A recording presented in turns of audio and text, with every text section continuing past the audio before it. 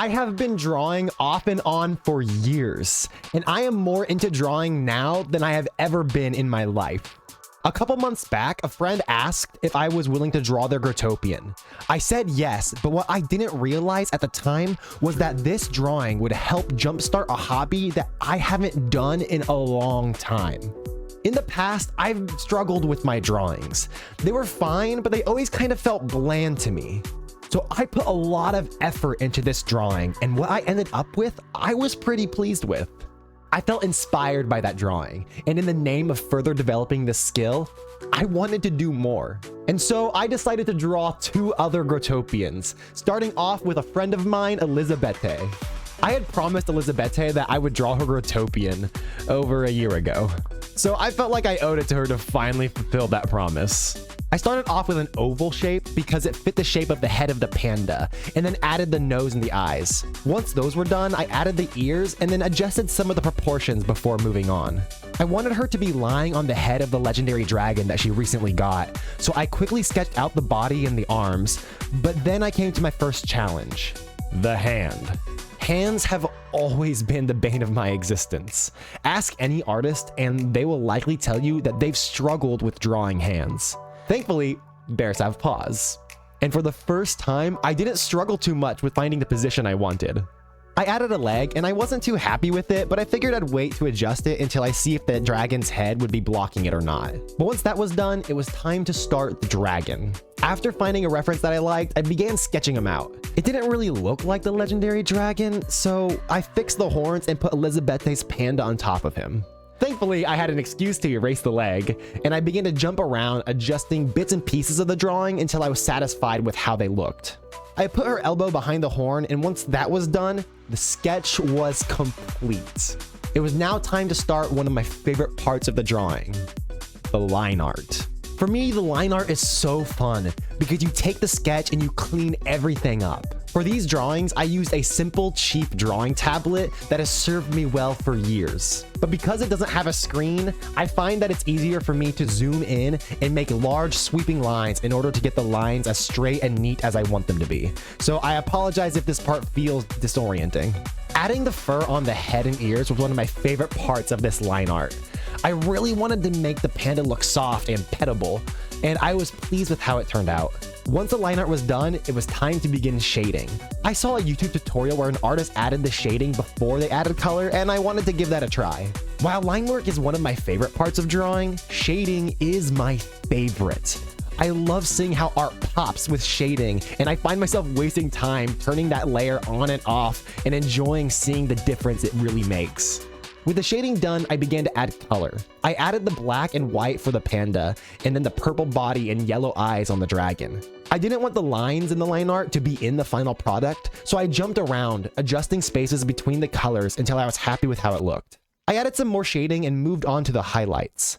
This turned out great. When that was done, I realized I was missing the flaming eyes that Elizabete's Growtopian wears. Making the flaming/glowing effect is one of my favorite things to do in art. I drew out the flames, added the glow, and then proceeded to sit for 5 minutes and admire how cool it looked. I felt like the dragon was a little bare, so I wanted to add some texture to him. I played around with some textures in Clip Studio Paint and found one that I liked. I adjusted it a bit, added some more shading, and then realized I'd forgotten the nostrils. I didn't like how they turned out, so I deleted them and started again, taking the time to sketch it out to do it properly. This time, I liked how they turned out, and I added the highlights and shading to make them pop out from the face. With that done, I did some nitpicky adjustments before starting on the background.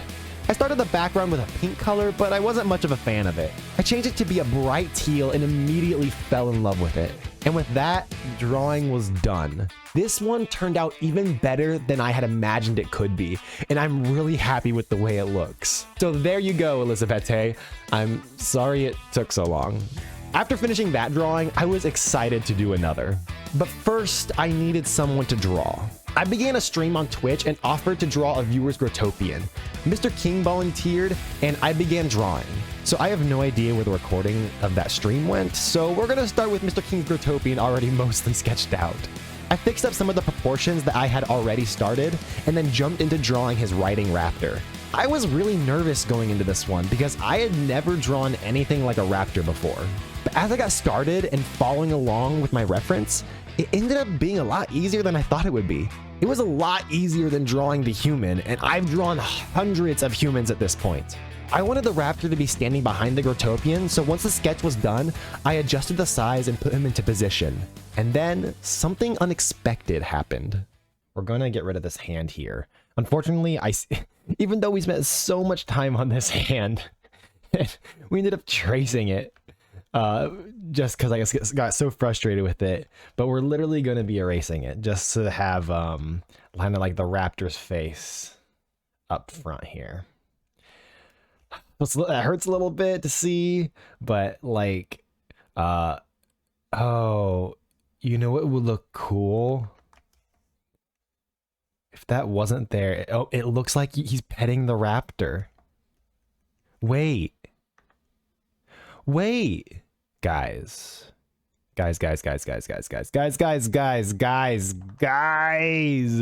Oh, I like this so much more.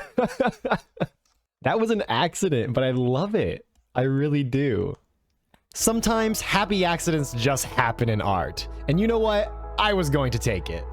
I adjusted the pickaxe and strap before moving on to the line art. Once that was done, I put down a base layer of color and began shading. I definitely spent way too long on this part trying to make everything look as good as possible. And then I proceeded to spend even longer on the highlights. But once it was done, I was happy with the way it looked. I began to add color when I realized I'd forgotten to include the teeny angel wings. I quickly added them in before moving on to the rest of the drawing. Being able to be creative like this is one of the best feelings I have ever had. I truly love it. But for every drawing that I've done, including these three, I've had moments of frustration where I felt like they weren't any good and I wanted to quit. But from experience, I've learned that if I keep going and keep adjusting each line until I get it to look the way I want, I will end up with a drawing that I'm proud of. And this can be applied to anything in life. In everything, and I mean everything that I've done, I've had moments of frustration where I wanted to quit, and sometimes I did give up. But I found when I really dig deep and keep pushing through the hard moments, I'm able to accomplish some pretty cool things. And this goes beyond creative skills like drawing or making videos.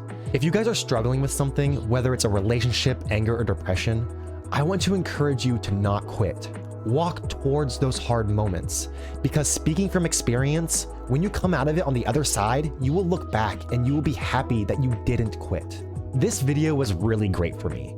It helped me push past limits that I had been ignoring, and honestly, I am very happy that I did it. I feel so much more confident now in my drawing skills, and I am excited to do more. One of the things that I'm most passionate about is hearing what makes other people excited. So what's something that makes you excited? I would love to hear about it and to cheer you on. I was pleased with the way this drawing turned out. The raptor, which I was most worried about, ended up being my favorite part of this drawing. If you want to get involved in digital art, you don't need a bunch of fancy equipment. I got started years ago on my phone using free art apps, and then moved into sketching with a pencil and paper.